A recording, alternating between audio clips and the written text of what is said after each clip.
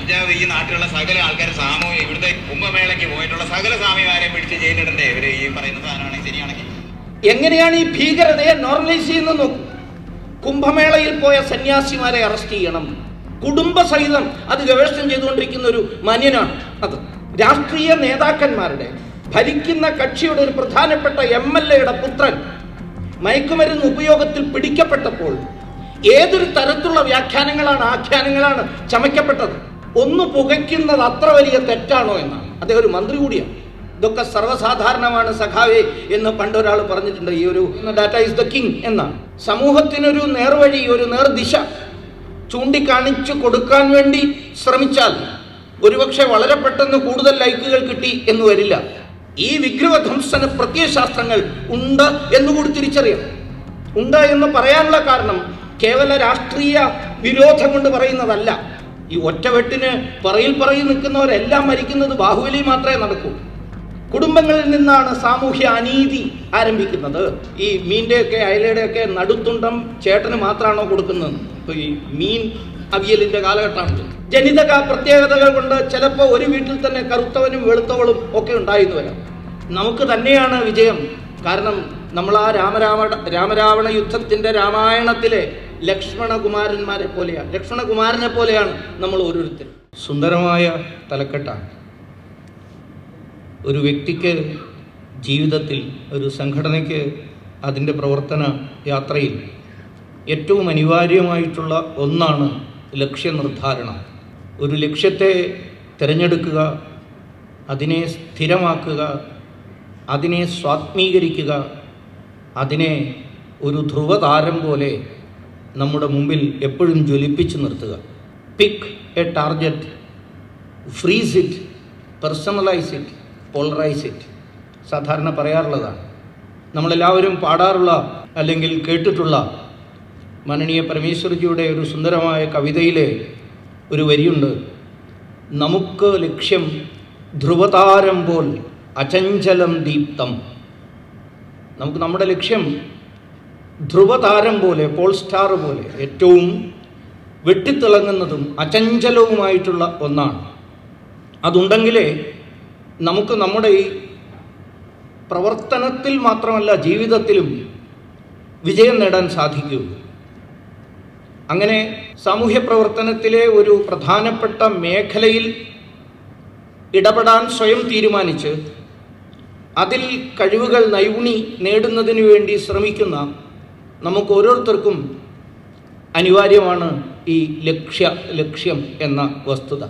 ഈ പ്രവർത്തനത്തിൽ, ഈ ഒരു വിശിഷ്ടമായ കാര്യത്തിൽ നമ്മൾ എന്തൊക്കെയാണ് ശ്രദ്ധിക്കേണ്ടത് എന്നതിനെക്കുറിച്ച് ഇനി വരാൻ പോകുന്ന വിവിധ ചർച്ചകളിൽ, കാലാംശങ്ങളിൽ നമ്മൾ മനസ്സിലാക്കാൻ പോവുകയാണ്. ഞാൻ അതിദീർഘമായി ഒന്നും ഈ സന്ദർഭത്തിൽ നിങ്ങളോട് പറയുന്നില്ല.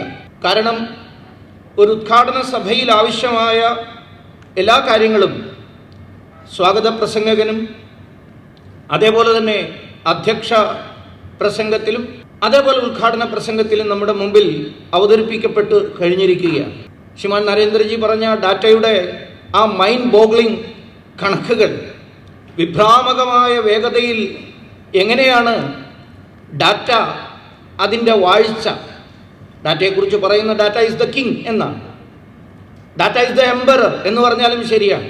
ഇന്ന് ലോകത്തിൻ്റെ ചക്രവർത്തി ഡാറ്റയാണ്. ആ ഡാറ്റ എത്ര വേഗത്തിലാണ് നിർമ്മിക്കപ്പെടുന്നത്, ശേഖരിക്കപ്പെടുന്നത് എന്നതിൻ്റെയൊക്കെ കണക്കുകൾ അദ്ദേഹം ഇവിടെ പറഞ്ഞു. ഞാനത് കോംപ്രിഹെൻഡ് ചെയ്യാൻ വേണ്ടി വളരെ ശ്രമിച്ചു. പക്ഷേ അത്ര പെട്ടെന്ന് എന്നെപ്പോലൊരു സാമാന്യ ബുദ്ധിക്ക് കോംപ്രിഹെൻഡ് ചെയ്യാൻ പറ്റുന്ന കണക്കുകളല്ല അവിടെ അവതരിപ്പിക്കപ്പെട്ടത്. അപ്പോഴാണ് എനിക്ക് മനസ്സിലായത് നമ്മൾ ഇടപെടാൻ പോകുന്നത് ആ വിഭ്രാമകമായ ഡാറ്റയുടെ മേഖലയിലാണ്. അവിടമാണ് ഏറ്റവും ശക്തമായ ഒന്ന്. അവിടേക്കാണ് വളരെ ദുരുപദിഷ്ടമായ നീചമായ ഉദ്ദേശങ്ങളോടുകൂടി ചിലരെല്ലാം കടന്നെത്തി അതിനെ വിഷമയമാക്കാൻ വേണ്ടി ശ്രമിക്കുന്നു. അതിനെ തങ്ങൾക്ക് അനുകൂലമാവണ്ണം വഴിതിരിച്ചു വിടാൻ വേണ്ടി ശ്രമിക്കുന്നത്, അതിനാവശ്യമായ പദ്ധതികൾ മെനഞ്ഞുകൊണ്ടിരിക്കുന്നു. ശ്രദ്ധാപൂർവം അത് മനസ്സിലാക്കാനും അതിൽ ഇടപെടാനും അതിനെ നേർവഴിയിലേക്ക് കൊണ്ടുപോകാനും ഉത്തരവാദിത്തം രാഷ്ട്രത്തോട്, രാഷ്ട്രത്തിൻ്റെ വിശിഷ്ടമായ സംസ്കൃതിയോട്, അതിപുരാതനവും പവിത്രവുമായ നമ്മുടെ പാരമ്പര്യത്തോട് കൂറുള്ള ഓരോ വ്യക്തിയുടെയും ചുമതലയാണ്. ആ ചുമതലയാണ് നമ്മൾ ഓരോരുത്തരും ഏറ്റെടുക്കുന്നത്. സോഷ്യൽ മീഡിയയിൽ ലൈക്ക് കിട്ടാൻ വളരെ എളുപ്പമാണ്. ലൈക്ക് കിട്ടാൻ എന്തൊക്കെ പറയാം, അതൊക്കെ നമ്മളിന്ന് കണ്ടുകൊണ്ടിരിക്കുകയാണ്. പക്ഷെ എന്നാൽ സമൂഹത്തിനൊരു നേർവഴി, ഒരു നേർദിശ ചൂണ്ടിക്കാണിച്ചു കൊടുക്കാൻ വേണ്ടി ശ്രമിച്ചാൽ ഒരുപക്ഷെ വളരെ പെട്ടെന്ന് കൂടുതൽ ലൈക്കുകൾ കിട്ടി എന്ന് വരില്ല. ലോകത്ത് ഈ പ്രശ്നങ്ങളെല്ലാം വളരുന്നത് പ്രശ്നകാരികളായ ആളുകളുടെ എണ്ണം കൂടുതലുണ്ടായിട്ടല്ല. അവരുടെ ഈ മനസ്സിനെ വല്ലാതെ വിഷമിപ്പിക്കുന്ന, താഴ്ത്തിക്കെട്ടുന്ന ശബ്ദം ഏറെ കേൾക്കുന്നത് അവരുടെ എണ്ണം കൂടുതലായിട്ടല്ല, നന്മയിൽ വിശ്വസിക്കുന്നവരുടെ ശബ്ദം കുറവായതുകൊണ്ടാണ്. അവർ വേണ്ടതുപോലെ സംസാരിക്കാത്തത് കൊണ്ടാണ്.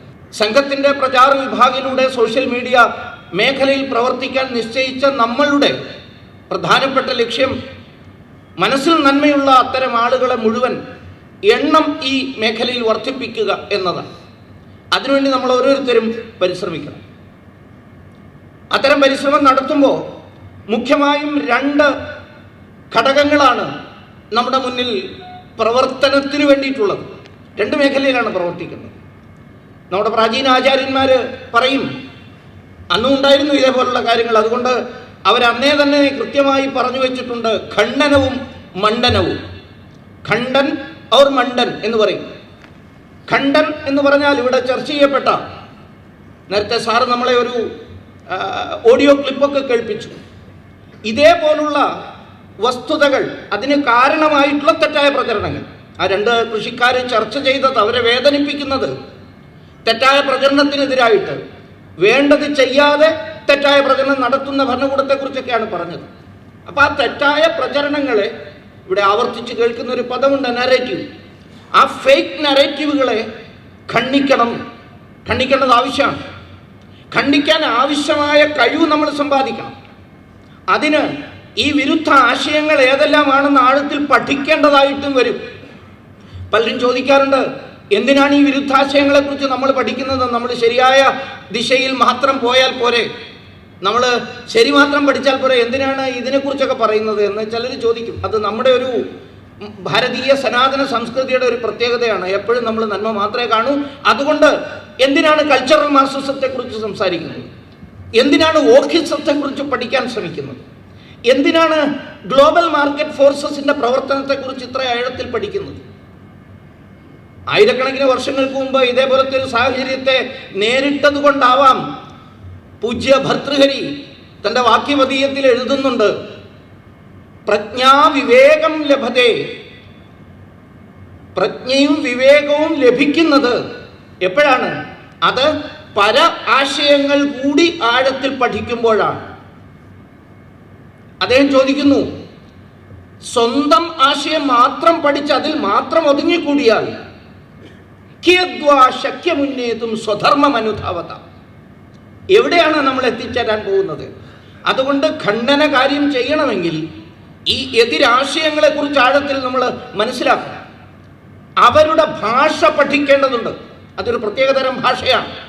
ഇന്ന് പ്രധാനമായും ഭാരതത്തിൻ്റെ ധർമ്മത്തിനും സംസ്കൃതിക്കും എതിരായി പ്രവർത്തിക്കുന്ന രാഷ്ട്രവിരുദ്ധ, സംസ്കാരവിരുദ്ധ ശക്തികളുടെ ഭാഷയ്ക്കെല്ലാം ചില സമാനതകളുണ്ട്. അത് നമ്മൾ പഠിക്കണം. ആ ലാംഗ്വേജ്, അവരുടെ പ്രവർത്തനത്തിൻ്റെ സംവിധാനം എന്താണ്, എങ്ങനെയാണത് മുന്നോട്ട് പോകുന്നതെന്ന് മനസ്സിലാക്കണം. അപ്പോൾ മാത്രമേ അതിന് വേണ്ടതുപോലെ യുക്തമായ, ഉചിതമായ മറുപടി നൽകാൻ നമുക്ക് കഴിയുള്ളൂ. സാധാരണ പറയാറുണ്ട്, 4 തരത്തിലാണ് അവരുടെ പ്രവർത്തനം പോവുക. ആദ്യം തന്നെ സമൂഹത്തെ ഡിമോറലൈസ് ചെയ്ത് നിർവീര്യമാക്കും. അതിനു വേണ്ടിയിട്ടുള്ള പ്രചരണം നടത്തും, നിർവീര്യമാക്കുക. രണ്ടാമത്തെ സമൂഹത്തെ ഡീസ്റ്റെബിലൈസ് ചെയ്യും, അസ്ഥിരപ്പെടുത്തും, നിർവീര്യമാക്കും. അതിനുശേഷം വീര്യം നശിച്ചു പോകുന്ന സമൂഹത്തെ വളരെ പെട്ടെന്ന് അസ്ഥിരപ്പെടുത്തും. ആ അസ്ഥിരതയ്ക്ക് ആക്കം കൂട്ടാൻ ഉതകുന്ന വിധത്തിലുള്ള ക്രൈസിസുകൾ സൃഷ്ടിക്കും സമൂഹത്തിൽ, പ്രതിസന്ധികൾ. നമ്മളിങ്ങനെ അത്തരം ഘട്ടങ്ങളിലൂടെ കടന്നുപോയിക്കൊണ്ടിരിക്കുകയാണ്. നമ്മൾ കാണുന്നുണ്ട്, ഭാരതീയമായ എന്തിനെക്കുറിച്ചുള്ള ചിന്തയിലും ഒരു ശ്രദ്ധ കിട്ടാത്ത വിധത്തിൽ ഡിമോറലൈസ് ചെയ്യുന്നുണ്ട്, ഡീസ്റ്റബിലൈസ് ചെയ്യുന്നുണ്ട്. അതിൻ്റെ അടിസ്ഥാനത്തിൽ ഒരു വലിയ ക്രൈസിസും സൃഷ്ടിക്കുന്നുണ്ട്. ഇപ്പം ഇതാ കേരളം പോലെയുള്ള ഇടത്ത് അത്തരം ഡിമോറലൈസേഷൻ്റെയും ഡീസ്റ്റബിലൈസേഷൻ്റെയും ക്രൈസിസിൻ്റെയും ശക്തികൾ അവർ പറയുന്ന ആശയത്തെ നോർമലൈസ് ചെയ്തുകൊണ്ടിരിക്കുന്നു. ഇപ്പം ലഹരിയെക്കുറിച്ച് പറഞ്ഞു. ലഹരി ഉപയോഗിക്കാൻ പാകത്തിന് യുവാക്കളെയും കുട്ടികളെയും തയ്യാറാക്കുന്നതിന് വേണ്ടി വിദ്യാഭ്യാസം എത്ര കണ്ട് നിർവീര്യമാക്കപ്പെട്ടു ഭാരതത്തിൽ എന്ന് നമ്മുടെ നാട്ടിൽ നിന്ന് സാറ് സൂചിപ്പിച്ചു. ചില ആശയങ്ങളുടെ ആവർത്തിച്ചുള്ള പ്രചരണത്തിലൂടെ നമ്മുടെ സമൂഹത്തിൻ്റെ മനസ്സിനെ ശൂന്യമാക്കി തീർത്തു. ഇതൊക്കെ ഈ ഡിമോറലൈസേഷൻ്റെയും ഡീസ്റ്റബിലൈസേഷൻ്റെയും പ്രവർത്തനങ്ങളാണ്. ഉദാഹരണത്തിന് നമ്മുടെ ആസ്ഥ, നമ്മുടെ വിശ്വാസം, ഈശ്വരനിലുള്ള വിശ്വാസം ഇരിക്കട്ടെ, എല്ലാറ്റിനും ഉപരിയായിട്ടുള്ള ഒരു ശക്തിയിലുള്ള വിശ്വാസം നമുക്കുണ്ടായിരുന്നു. അതിൻ്റെ ചില കേന്ദ്രങ്ങൾ എന്ന നിലയ്ക്ക് ആരാധനാലയങ്ങളും നമുക്കുണ്ടായിരുന്നു. ഇവിടെ കുറച്ച് കാലം മുമ്പ് നടന്ന വ്യാപകമായ പ്രചരണം എന്താ? ഓരോ അമ്പലവും കൊത്തിക്കിളച്ച് കപ്പയിട്ടാലേ നാട് നന്നാവൂ എന്ന പ്രചരണമാണ് ഒരു പ്രത്യയശാസ്ത്രം നമ്മുടെ നാട്ടിൽ വ്യാപകമായി നടത്തി തീർക്കാൻ ശ്രമിച്ചത്. ഒരു തരത്തിലുള്ള ഡിമോറലൈസേഷൻ, ക്ഷേത്രത്തോടോ ശരിയായ ആരാധനാലയത്തോടോ ഉള്ള ഒരു അവിശ്വാസം ജനിപ്പിക്കുക. അങ്ങനെ ആരെല്ലാമാണ് ശ്രമിച്ചതെന്നൊന്നും പേരെടുത്ത് ഞാൻ പറയേണ്ട ആവശ്യമില്ല. അതൊക്കെ മനസ്സിലാക്കാനുള്ള ബുദ്ധി, സാമാന്യ ബുദ്ധി ഉള്ളവരാണ് എന്നെ കേൾക്കുന്നതെന്ന് എനിക്കറിയാം. ആരാണിതൊക്കെ പ്രചരിപ്പിച്ചതെന്നും നിങ്ങൾക്ക് എല്ലാവർക്കും അറിയാം.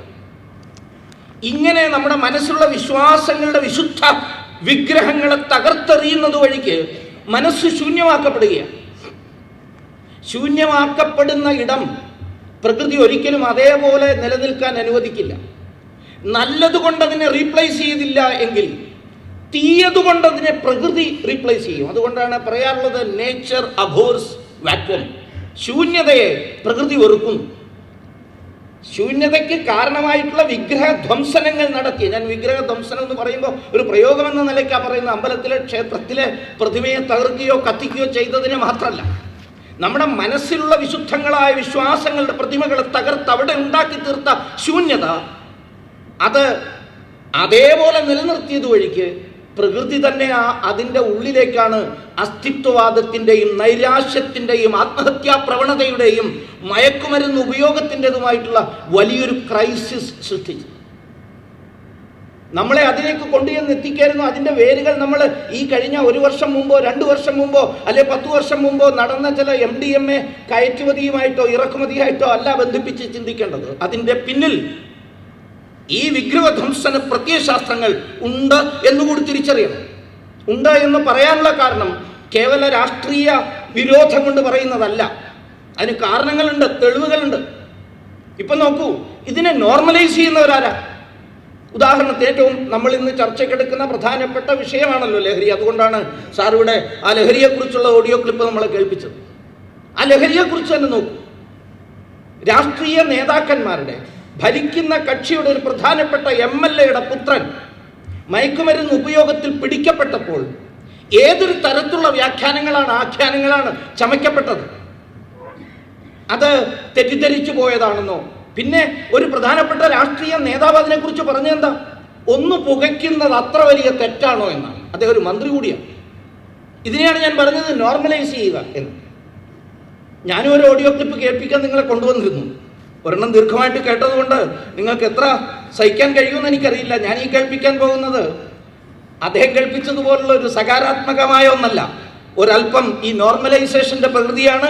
ആ കൂട്ടത്തിൽ വിടുത്ത ഞാൻ കേൾപ്പിക്കാൻ പോകുന്ന ആരെക്കുറിച്ചാണ് നിങ്ങൾക്ക് എല്ലാവർക്കും അറിയാം. കഞ്ചാവ് ഈ നാട്ടിലുള്ള സകല ആൾക്കാർ സാമൂഹ്യ ഇവിടുത്തെ കുംഭമേളയ്ക്ക് പോയിട്ടുള്ള സകല സ്വാമിമാരെ പിടിച്ച് ജയിലിടണ്ടേ ഇവര് ഈ പറയുന്ന സാധനമാണെങ്കിൽ ശരിയാണെങ്കിൽ? നോക്കൂ, ഞാൻ കൂടുതൽ കേൾപ്പിക്കുന്നില്ല, കേട്ടാ നിങ്ങൾക്ക് അല്ല വീണ്ടും എന്തിനു ഇത് കേൾപ്പിച്ചു എന്ന് തോന്നുന്നു. എവിടെയാണ് കണക്ട് ചെയ്തെന്ന് നോക്കൂ. എങ്ങനെയാണ് ഈ ഭീകരതയെ നോർമലൈസ് ചെയ്യുന്നത് നോക്കൂ. കുംഭമേളയിൽ പോയ സന്യാസിമാരെ അറസ്റ്റ് ചെയ്യണം. ഹൗ കൂളി, എത്ര സുന്ദരമായി അദ്ദേഹം അതിനെ നമ്മുടെ ഇവിടുത്തെ പരമ്പരാഗത വിശ്വാസവുമായിട്ട് കണക്ട് ചെയ്തു. ഏതാശയത്തിൻ്റെ ആളാണ് എന്നും എങ്ങനെയാണ് സംസ്കാരം സ്വന്തം കുടുംബത്തിൽ തന്നെ തകർത്തെറിയേണ്ടതെന്നതിനെ കുറിച്ചും ഗവേഷണം ചെയ്ത് കുടുംബസഹിതം അത് ഗവേഷണം ചെയ്തുകൊണ്ടിരിക്കുന്ന ഒരു മാന്യനാണ്. അത് നമ്മുടെ തൊട്ടടുത്ത ജില്ലക്കാരനാണ്. അത് പറയുന്നത് കുംഭമേളയിൽ നടന്നില്ലേ? ഇത് നടത്തിയതുകൊണ്ട് എന്താ കുഴപ്പം? ഒരിത്തിരി കഞ്ചാവ് കയ്യിലിരിക്കുന്നത് ഒരു വലിയ കുറ്റമാണോ? ലോകത്ത് പലയിടത്തും കഞ്ചാവ് കൈക്കൊണ്ട് നടക്കുന്നത് നിയമവിധേയമാണ്. അതുകൊണ്ട് ഭാരതത്തിലും കേരളത്തിലും അതാക്കണം. എവിടേക്കാണ് ഈ സമൂഹത്തെ അവർ കൊണ്ട് ചെന്നെത്തിക്കാൻ വേണ്ടി ശ്രമിക്കുന്നത്? ഞാനിവിടെ സന്യാസിമാർ ഉപയോഗിക്കുന്ന ഭാങ്കിനെ കുറിച്ചോ അത് എത്ര കണ്ട് സാധനയിൽ ഏർപ്പെടുന്ന ആളുകൾക്ക് അനുപേക്ഷണീയമാണെന്നോ ഉള്ള വിഷയങ്ങളിലേക്കൊന്നും ഞാൻ കടന്നു പോകുന്നില്ല. അതല്ല ഇന്നത്തെ പ്രധാനപ്പെട്ട വിഷയം. അവരുപയോഗിച്ചത് രാസനിർമ്മിതികളിലൂടെ ഉണ്ടാക്കപ്പെട്ട ഭീകരമായ നാഡീവ്യൂഹങ്ങളെ തകർത്തെറിയുന്ന വിധത്തിലുള്ള മയക്കുമരുന്നുകളല്ല എന്നതും ഒക്കെ എല്ലാവർക്കും അറിയാവുന്നതാണ്. പക്ഷെ എന്നാലും അതിനെ ഈ വിധത്തിൽ കണക്ട് ചെയ്യുക, ഇതിനെയാണ് ഞാൻ സൂചിപ്പിച്ചത്. ഡീമോറലൈസ് ചെയ്യുക, ഡീസ്റ്റെബിലൈസ് ചെയ്യുക, ഒരു ക്രൈസിസ് സൃഷ്ടിക്കുക. അപ്പോൾ അവതരിക്കും ഇത്തരത്തിലുള്ള നോർമലൈസേഷന്റെ ആളുകൾ. അപ്പോൾ ഒരു വിഭാഗം ആളുകളെങ്കിൽ നമുക്കറിയാം, നമ്മുടെ ഓരോരുത്തരുടെയും മനസ്സിനെ വിലയിരുത്തുന്ന നമുക്ക് ഓരോരുത്തർക്കും അറിയാം, ഏത് തരത്തിൽ ശ്രദ്ധാപൂർവം പോയാൽ നമുക്ക് സംസ്കാരത്തിന്റെ മൂല്യത്തിന്റെ വഴിയിലൂടെ, സദാചാരത്തിന്റെ വഴിയിലൂടെ പോകാൻ കഴിയും. ഏതെല്ലാം തരത്തിലുള്ള ശക്തികളാണ് നമ്മുടെ നാലുപാടും നിന്ന് നമ്മളെ പടുകുഴിയിലേക്ക് ആഴ്ത്തി ഇല്ലാതെയാക്കാൻ ശ്രമിക്കുന്നതെന്നും നമുക്ക് എല്ലാവർക്കും അറിയാം. അതിൻ്റെ ഉള്ളിൽ നമ്മൾ മുന്നോട്ട് പോകാൻ ശ്രമിക്കുന്നു, പാടുപെടുകയാണ്, ശ്രമിക്കുക മൂല്യത്തിന്റെ മാർഗത്തിലൂടെ. അപ്പോൾ അതിനെ വഴിതെറ്റിക്കാൻ വേണ്ടി ശ്രമിക്കുന്നവർ എന്താ പറയുന്നത്? അതൊക്കെ സാധാരണമാണ്, ഇതൊക്കെ സർവ്വസാധാരണമാണ് സഖാവേ എന്ന് പണ്ടൊരാൾ പറഞ്ഞിട്ടുണ്ട്. ഈ ഞാൻ നേരത്തെ പറഞ്ഞ രാഷ്ട്രീയ നമ്മളെ ഭരിക്കുന്ന കക്ഷിയുടെ ചില ആളുകൾ ഒളിവ് ജീവിതകാലത്ത് ചില കുഴപ്പങ്ങൾ ചെയ്തു. അപ്പോൾ ആ ഒളിവ് ജീവിതകാലത്ത് ചെയ്ത കുഴപ്പങ്ങളെക്കുറിച്ച് ആളുകൾ സ്വന്തം സഹാക്കന്മാർ തന്നെ ചോദ്യം ചെയ്തപ്പോൾ ഒരു പാർട്ടിയുടെ ഒരു വലിയ നേതാവ് പാർട്ടി മീറ്റിംഗ് വിളിച്ചു കൂട്ടി പറഞ്ഞത്, ഇതെന്താ വലിയ തെറ്റാണ്, ഇതൊക്കെ സർവ്വസാധാരണമാണ് സഖാവേ, റഷ്യയിലൊക്കെ ഇത് ചായ കുടിക്കുന്ന പോലെ ഉള്ളൂ എന്ന് പറഞ്ഞതുപോലെ ഇതിനെയാണ് നോർമലൈസ് ചെയ്യുക എന്ന് പറയുന്നത്. ഈ നോർമലൈസേഷൻ്റെ ഒരു ഘട്ടത്തിലേക്ക് നമ്മൾ ചെല്ലുകയാണ്. ഇതിന് അപകടകരമായ സാഹചര്യമാണ്. ഇതിനെ നമ്മൾ കരുതിയിരിക്കണം. ഇതിനെ വേണ്ട വിധത്തിൽ പരിഹരിക്കാൻ വേണ്ടി നമ്മൾ മുന്നോട്ട് പോകണം. ഇതൊരു വലിയ യുദ്ധത്തിൻ്റെ നടുവിലാണ് നമ്മൾ എന്ന് തിരിച്ചറിഞ്ഞുകൊണ്ട് ഈ നരേറ്റീവ് വാർ അല്ലെങ്കിൽ ഈ ആഖ്യാന യുദ്ധം എന്നത് വളരെ അപകടം പിടിച്ച ഒന്നാണ്. പൗരാണികന്മാർ പറയും, ഏകം വിഷരസോഹന്തി, ഒരു വിഷത്തുള്ളി കൊണ്ട് ഒരാളെ മരിക്കൂ, ശസ്ത്രേണ ഏകൈഷ്ടബദ്ധതേ, ആയുധമെടുത്ത് പ്രയോഗിച്ചാൽ ഒരാളെ മരിക്കൂ. ഈ ഒറ്റവെട്ടിന് പറയിൽ നിൽക്കുന്നവരെല്ലാം മരിക്കുന്നത് ബാഹുബലി മാത്രമേ നടക്കൂ. അല്ലെങ്കിൽ ചിലപ്പോൾ മാർക്കോയിലും കാണാൻ പറ്റും. ഒരു വെട്ട് വെട്ടിയാൽ ഒരാളെ മരിക്കുള്ളൂ. സാധാരണ ഇത് മനുഷ്യൻ വെട്ടിയാണ്. അപ്പൊ അതുകൊണ്ട് പൗരാണികന്മാർ പറയുന്നു, ശസ്ത്രേണ ഏകഷ്ടബദ്ധതേ, ഒരാളെ മരിക്കും. പിന്നെയോ സരാഷ്ട്രം സപ്രജം ഹന്തി രാജാനം മന്ത്രവിപ്ലവ. മന്ത്രവിപ്ലവത്തിലൂടെ സംഭവിക്കുന്ന എന്താ?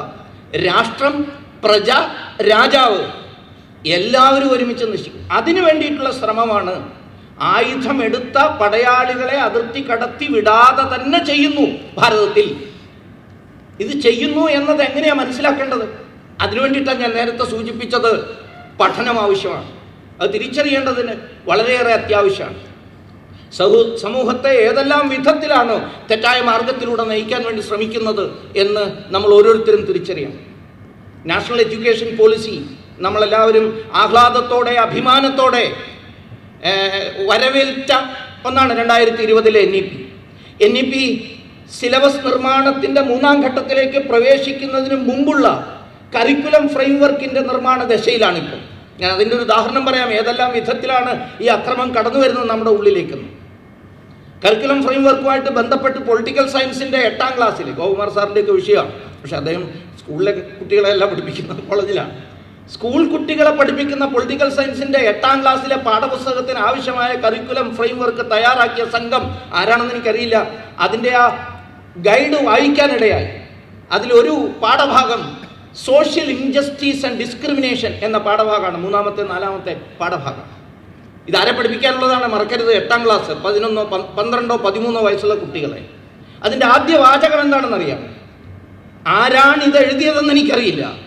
തീർച്ചയായിട്ടും അത് ഈ ആയുധമേതാതെ അതിർത്തി കടന്ന് ഇവിടെ വന്നു ചേർന്ന നമ്മുടെ സംസ്കാരത്തിൻ്റെ വിനാശം ലക്ഷ്യമാക്കി പ്രവർത്തിക്കുന്ന ഒരു ശത്രു രാജ്യ പടയാളിയാണ് എന്ന കാര്യത്തിൽ സംശയമില്ല. ഏതെങ്കിലും ഒരു IAS ഓഫീസറായിരിക്കാം, ക്ഷമിക്കണം, ഞാൻ IASനെതിരെ പറഞ്ഞല്ല, ഏതെങ്കിലും ഒരു എഡ്യൂക്കേഷൻ ഡിപ്പാർട്ട്മെൻറ്റ് ഓഫീസറായിരിക്കാം. ബട്ട് ഏതൊരു ആശയഗതിയാലാണോ അവർ പ്രേരിതരായിരിക്കുന്നത് അവരെഴുതി വെച്ചതാണ്. എന്താ പറയുന്നത്? ഈ സോഷ്യൽ ഇൻജസ്റ്റിസ്, സാമൂഹ്യ അനീതിയും വിവേചനവും സമൂഹത്തിൽ ആരംഭിക്കുന്നത് നിങ്ങളുടെ കുടുംബത്തിൽ നിന്നാണ്. എത്ര ക്ലിയറാണ്! കുടുംബങ്ങളിൽ നിന്നാണ് സാമൂഹ്യ വിവേചനം, കുടുംബങ്ങളിൽ നിന്നാണ് സാമൂഹ്യ അനീതി ആരംഭിക്കുന്നത്. അത്രയും മാത്രമായിരുന്നു എന്നുണ്ടെങ്കിൽ ക്ഷമിക്കാൻ പറ്റില്ല. അതും നമ്മൾ കുടുംബങ്ങൾക്ക് എത്ര വലിയ പ്രാധാന്യമാണ് കൊടുക്കുന്നത്. കുടുംബമാണ് യഥാർത്ഥത്തിലുള്ള ആദ്യ വിദ്യാലയം എന്നൊക്കെ വിശ്വസിക്കുന്ന ഒരു പാരമ്പര്യത്തിലാണ് നമ്മളുള്ളത്. പക്ഷേ ചില പ്രത്യയശാസ്ത്രങ്ങൾ വിചാരിക്കുന്നത്, ഇത്തരം ആഖ്യാനങ്ങൾ ചമയ്ക്കുന്ന ആളുകൾ വിചാരിക്കുന്നത് കുടുംബം സ്വകാര്യ സ്വത്തവകാശത്തിൻ്റെ തുടക്കമാണെന്നാണ്. അല്പം ആ പൊളിറ്റിക്കൽ സയൻസ് പഠിച്ചിട്ടുള്ളവർക്ക് പെട്ടെന്ന് ഇത് പിടികിട്ടും ആര് പറഞ്ഞതാണ് എന്ന്. ഏറ്റവും വലിയ സാമ്പത്തിക പാപം എന്താ അവിടെ? എക്കണോമിക് സിൻ എന്താണ്? സ്വകാര്യ സ്വത്തവകാശം. ഈ സ്വകാര്യ സ്വത്തവകാശ അഭിനിവേശം ഒരു വ്യക്തിയിൽ ജനിക്കുന്നത് എവിടുന്ന? ആ സിദ്ധാന്ത പ്രകാരം അത് കുടുംബത്തിൽ നിന്നാണ്. എൻ്റെ ഭാര്യ, എൻ്റെ ഭർത്താവ്, എൻ്റെ കുഞ്ഞ്, എൻ്റെ മക്കൾ, എൻ്റെ കൊച്ചുമക്കൾ, എൻ്റെ ഇടം, എൻ്റെ വീട്, എൻ്റെ സ്ഥലം, ഈ എൻ്റെ എൻ്റെ എൻ്റെ എന്നതിൽ നിന്നാണ് മഹാപാപം ആരംഭിക്കുന്നത്, സാമ്പത്തിക കുറ്റം ആരംഭിക്കുന്നത്, വിവേചനം ആരംഭിക്കുന്നത്. അവിടെ നിന്നാണ് നമ്മൾ പ്രേരണ ഉൾക്കൊണ്ടുകൊണ്ട് ഉള്ളവനെതിരായിട്ടുള്ള യുദ്ധം നടത്തുന്നത് എന്നൊക്കെ പറയുന്ന പ്രത്യയശാസ്ത്രത്തിൽ കുടുംബമാണ് ഇതിൻ്റെ എല്ലാം തുടക്കം. നിൽക്കട്ടെ, 2 വരി കഴിയുമ്പോൾ കുട്ടികൾക്ക് കൊടുക്കേണ്ട ഒരു അസൈൻമെന്റിനെ കുറിച്ച് പറയുന്നുണ്ട്. അതാണ് മഹാപാപം സത്യത്തിൽ. എന്താണ് അസൈൻമെന്റ് എന്നറിയാമോ? പറയുന്നത്, കുഞ്ഞുങ്ങളെ, നിങ്ങൾ നിങ്ങളുടെ വീട്ടിൽ ചെന്ന് നോക്കണം, നിങ്ങൾ ഈ വിവേചനം അനുഭവിക്കുന്നുണ്ടോ. പെൺകുട്ടികൾ നോക്കണം, ഈ മീൻ്റെയൊക്കെ അയലയുടെയൊക്കെ നടുത്തുണ്ടം ചേട്ടന് മാത്രമാണോ കൊടുക്കുന്നത്? ഇപ്പോൾ ഈ മീൻ അവിയലിൻ്റെ കാലഘട്ടമാണല്ലോ, മട്ടാഞ്ചേരിയിൽ നിന്നൊക്കെ അത്തരം ആശയങ്ങൾ കടന്നു വരുന്നുണ്ട്. അപ്പോൾ അവരെ നോക്കണം, ഈ നടുത്തുണ്ടം ഏറ്റവും നല്ല മാംസമുള്ള ഖണ്ഡം ആൺകുട്ടിയായ എൻ്റെ സഹോദരനാണോ കൊടുക്കുന്നത്, എനിക്ക് വാലറ്റമോ എല്ലോ അവൻ കടിച്ചു തുപ്പിയ അതിൻ്റെ മുള്ളോ മാത്രമാണോ തരുന്നത് എന്നല്ലേ നോക്കണം എന്നല്ലേ പറയുന്നതിൻ്റെ അർത്ഥം. കുടുംബത്തിൽ നോക്കണം എന്ന് പറഞ്ഞാൽ ജനിത പ്രത്യേകതകൾ കൊണ്ട് ചിലപ്പോൾ ഒരു വീട്ടിൽ തന്നെ കറുത്തവനും വെളുത്തവളും ഒക്കെ ഉണ്ടായിരുന്നു വരാം. കറുത്തവനെതിരായിട്ടുള്ള വിവേചനം നടക്കുന്നുണ്ടോ എന്ന് 11കാരനും 11കാരിയും സസൂക്ഷ്മം നിരീക്ഷിക്കണം. ആരെ? അച്ഛനെ, അമ്മയെ. വീട്ടിലെ ജോലി ചെയ്യാൻ വേണ്ടിയിട്ട് എന്നെ മാത്രമാണോ അയക്കുന്നത്, അവനെ അയക്കുന്നുണ്ടോ? എത്ര സുന്ദരമായ ഒരു ഒരു ഒരു കിനാശേരിയാണ് സ്വപ്നം കാണുന്നത് നോക്കും. എത്ര സുന്ദരം! ഇതൊക്കെ നിങ്ങളുടെ വാക്കുകളാണ് കേട്ടോ, ഞാൻ കടമെടുത്തു അറിയാം. വളരെ സുന്ദരമായൊരു കിനാശേരിയെ സ്വപ്നം കാണുന്ന ആളാരോ? ഇത് നോക്കാൻ വേണ്ടി നിയോഗിക്കപ്പെട്ടതിൽ പ്രജ്ഞാപ്രവാഹം ഉണ്ടായിരുന്നു കേട്ടോ. കണ്ണിമ ചെറ്റാതെ ഈ കരിക്കുലം ഫ്രെയിംവർക്ക് തയ്യാറാക്കുന്നിടത്ത് ഇരിക്കാൻ വിദ്യാഭാരതിക്കാരും ഒക്കെ ഉണ്ടായിരുന്നു. പക്ഷേ ഞങ്ങളുടെയൊക്കെ കണ്ണു വെട്ടിച്ചത് കടത്തി വിട്ടു. പിന്നീടാണ് നോക്കുമ്പോൾ ഇത് കണ്ടത്, പിന്നെ തിരുത്തി. പക്ഷെ ഞാൻ പറയുന്നത് ഇതാണ് ഈ കടന്നുവരവ്, ഇതാണ് ഈ യുദ്ധം. ആ ഒരു ഫ്രെയിംവർക്കിന്റെ അടിസ്ഥാനത്തിൽ ഒരു സിലബസ് അത് തടയപ്പെട്ടില്ലായിരുന്നെങ്കിൽ, ഒരു ടെസ്റ്റ് തയ്യാറാക്കിയിരുന്നുവെങ്കിൽ, അത് നേരത്തെ തയ്യാറാക്കാൻ നിയോഗിക്കപ്പെടുന്നത് നേരത്തെ പറഞ്ഞ പ്രത്യയശാസ്ത്രക്കാർ ആരെങ്കിലും ആയിരുന്നുവെങ്കിൽ ഏതൊരു ടെസ്റ്റ് ആയിരിക്കും വരിക എന്ന് നിങ്ങൾ ആലോചിച്ച് നോക്കൂ. ഏതൊരു ടെക്സ്റ്റ് ബുക്കായിരിക്കും വരിക?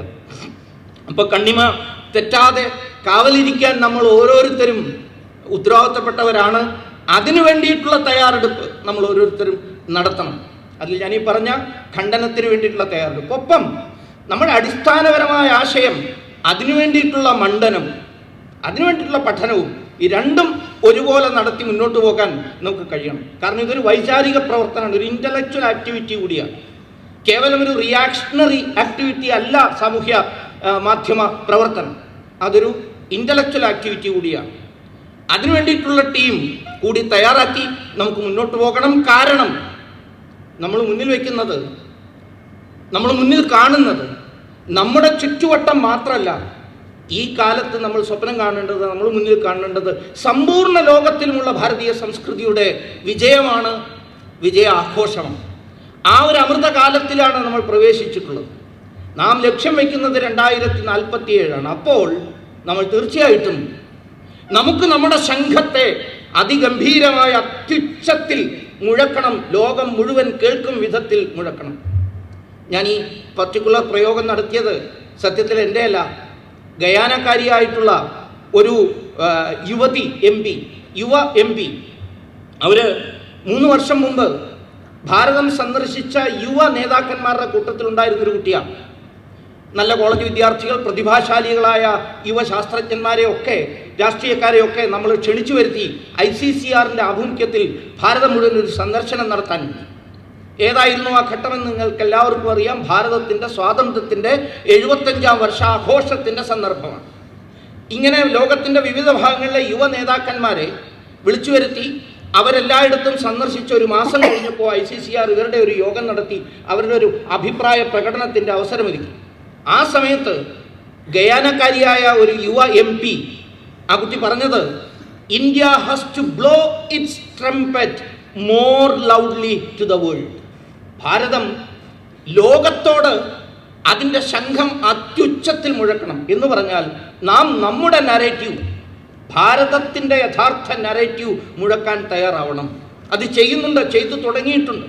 അതാണ് G20യുടെ ആധാരഭൂതമായ വാക്യമേത് എന്ന് നോക്കിയാൽ വസുധൈവ കുടുംബകം എന്നതായത് അതുകൊണ്ടാണ്.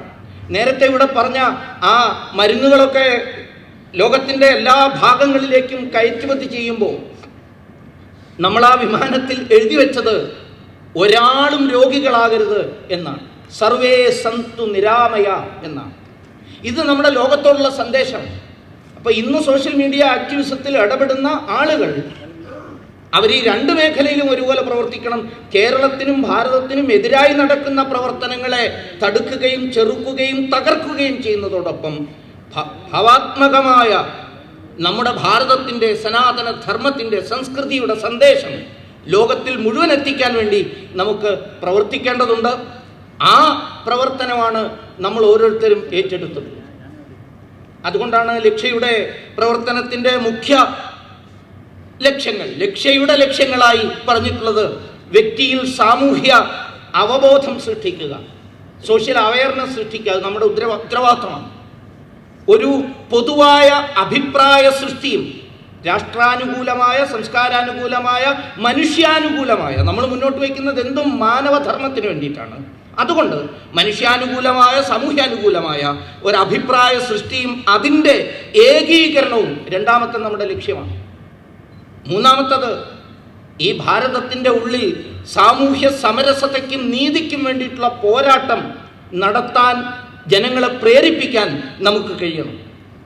അതിന് അനുകൂലമായ ആഖ്യാന സൃഷ്ടി, നരേറ്റീവ് നിർമ്മാണം നടത്താൻ നമ്മൾക്ക് ഓരോരുത്തർക്കും കഴിയണം.